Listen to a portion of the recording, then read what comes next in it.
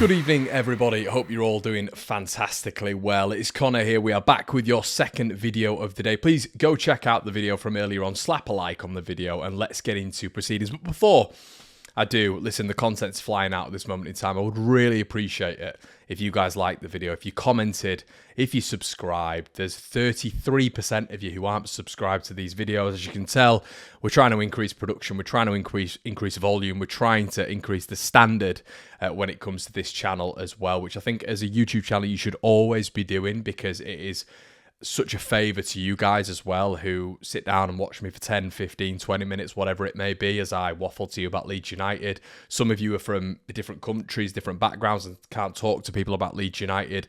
So I can be your verse. I know a lot of this. I can be your crux when it comes to Leeds. So I do value that. So please let me know in the comment section below what your thoughts are on everything that's going on when it comes to the production, when it comes to the content. We're looking at short form at this moment in time here on the channel. We're looking at a few things behind the scenes, which are going to bring it to a journalistic standard as well.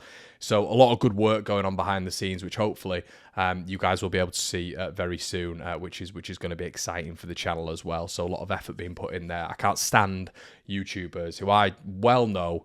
Unfortunately, there's a lot on the platform who just rest on the laurels. I think you should always strive for improvement. So thank you so much. I just felt I should put that out there. So make sure you like, comment, subscribe, as I always say. Patreon, as you can see, as I can say multiple times on this channel as well, we are trying to up the standard on there as well. So loads of stuff on there for you guys to get involved in. Memberships are open by hitting the join button as well.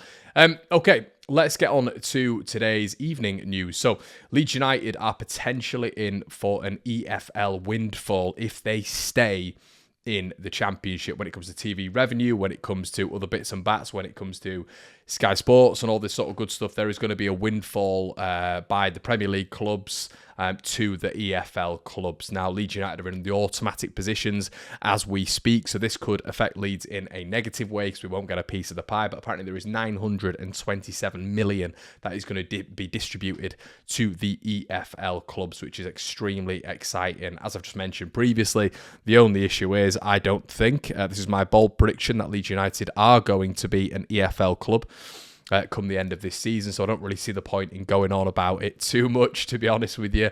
But yeah, a windfall is in place if Leeds United are to remain in there, which basically is going to level out the playing field a little bit when it comes to some of these clubs getting a decent capital, because as we know at this moment in time, when you are an EFL club, is extremely difficult to match that standard of the Premier League. It's too difficult. You know, we all know that the EFL standard is just nowhere near on the same level, and apparently this is going to make it a little bit more, it's going to level the playing field. The equilibrium is going to be hit a little bit when it comes to the parachute payments and the Premier League clubs coming down, but Leeds are set to miss out on that if they are to get to the Premier League. But at least it gives us a little bit of positive sort of nature if this is to be enacted next season and Leeds are to be in the Championship, albeit it won't make a significant difference with that and parachute payments on top. Leeds' capital is looking a little bit healthier.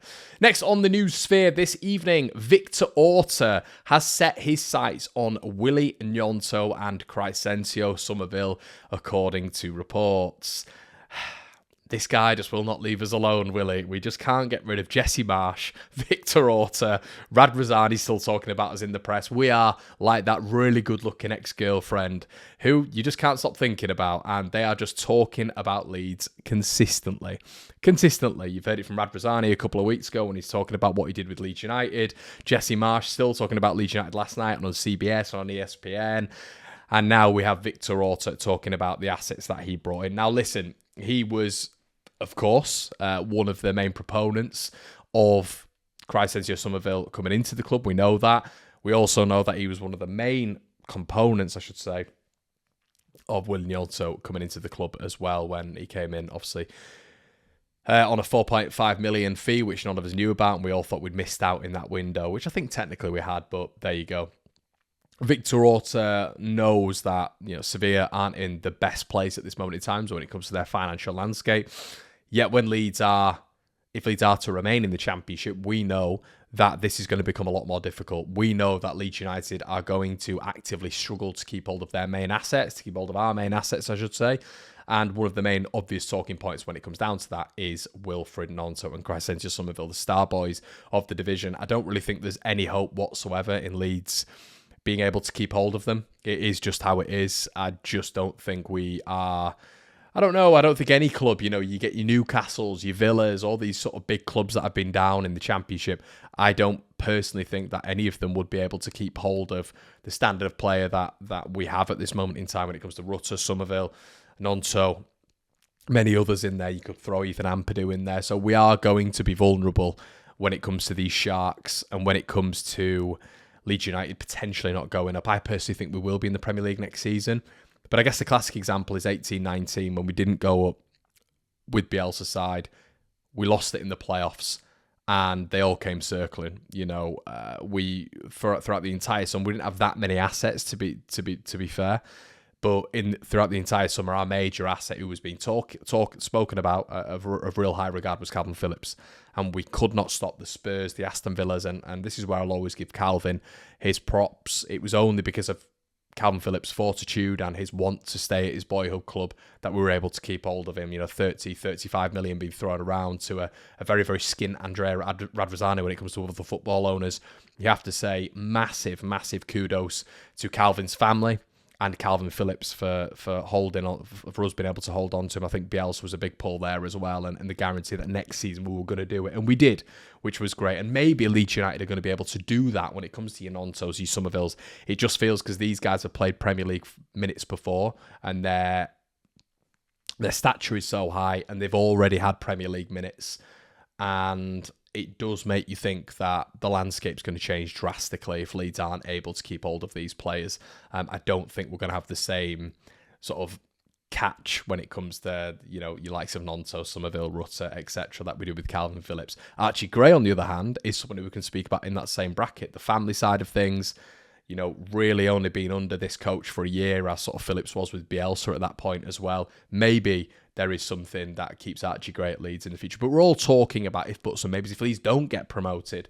But the beauty is, if Leeds do get promoted, Victor Orta can do absolutely nothing about it because even a newly promoted team are going to be far richer than a Sevilla. And some updated injury news, everybody, for the Leicester City game. It looks like they're to welcome back the loser in the AFCON final. Kelechi Iheanacho is going to be making his return for this one. So that's a massive boost, obviously, for Leicester City when you look at a calibre of player that is Kelechi Iheanacho. It looks like Mark Albrighton's going to be back for this one as well in terms of full fitness. Positives for Leeds United, it looks like Wilf Ndidi is going to miss out for this one. I think Ndidi, if he is to play the majority of the games in the Championship, is arguably the best midfielder in the Championship. I think his pedigree is so high, his calibre is so high. I really rate him as a footballer. It looks like he's going to be out for this one. Nelson's already going to be out for this one as well, that we know regarding Leicester City.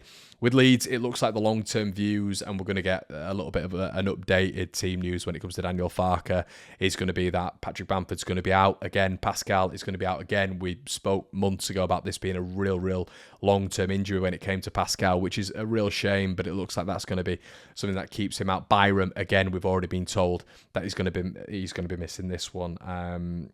And obviously Stuart Dallas and potentially Jamie Shackleton as well. So a few out for Leeds United, but I think the nucleus of the squad is absolutely brilliant at the minute, and I'm more than happy with the players that we've got available for this one. And a few more details coming out from Roma's deal with Leeds United when it comes to Diego Llorente, who is set to leave the Championship outfit for around €5 million. Leeds obviously bought him from Real Sociedad about 2 or 3 years ago now, 3 or 4 it might be actually, for 15 million. Leeds have lost 10 million on the accounts when it comes to Llorente. I think we're going to lose a significant portion of profit margin from a number of players really when it comes to that sort of calibre of player that isn't going to recruit the same value as we bought them for. It looks like apparently if he'd have played 50% of Roma's games this season, of which he's played 29 already, there would be an obligation to buy there. So it looks like Diego Llorente is going to have his eyes set on Roma. 29 times played this season. I'm actually pretty surprised at that, to be honest with you. But there was an obligation in the deal to bring Llorente to Roma if he'd have played 50% of the games. We're also going to do a lot more build-up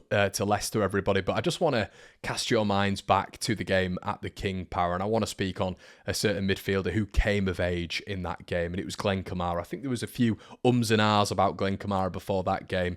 Since then, I think he's probably had a month of games where I think he's been a bit under par when it's come to the high standard that he's set. But Glenn Kamara has been nothing short of an exquisite signing for Leeds United for £5 million and really balances that midfield out when it comes to his capability on the ball, his ability getting forward, sort of culminating into a bit of a melting pot of a 6 and an 8 position. And this was the coming of age game for him.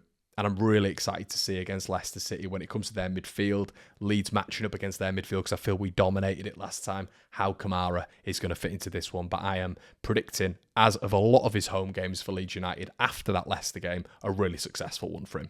Guys, that's been it from me. Please let me know what you think in the comment section below. Victor Orta, Glenn Kamara. We've sort of discussed a sort of culmination of different things in this video. Diego Llorente's clause in his contract as well, which meant that he had to go to Roma. I'm sure it's a fantastic move for him as well. But I'm really interested to hear your thoughts in the comment section below. I do read every single comment. Guys, as I say, listen, head on over to the Patreon if you want some bonus content. We've got another video coming out tomorrow. Listen, the debrief is going to be back on Thursday. Why, I hear you cry? Well, because everybody, we're going to be doing the debrief after most games coming up for Leeds United. So what we're going to do is now we've got two debriefs for you. We've got one midweek and one after the game. So make sure you tune in for that one on Thursday to preview the Leicester game. Guys, it's been an absolute pleasure, and I will see you in a bit. Cheers.